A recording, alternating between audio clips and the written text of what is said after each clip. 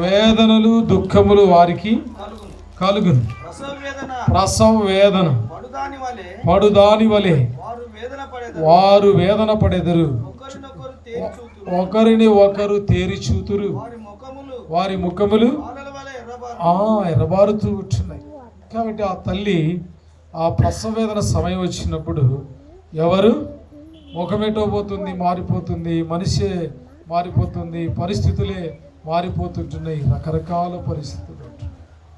కాబట్టి ఈ దినాల్లో అనేకులు అలాంటి వేదన ఇంకో మాట అంటాడు భక్తుడు. చూడండి, యెషయా రాస్తూ తన యెషయా గ్రంథంలో 42వ అధ్యాయం 14వ వచనం.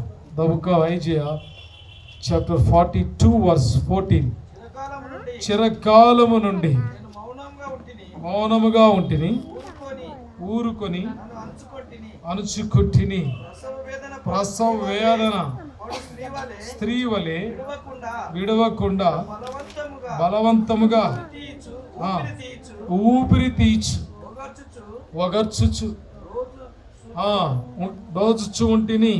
కాబట్టి ఇలాంటి పరిస్థితులు ఎంత భయంకర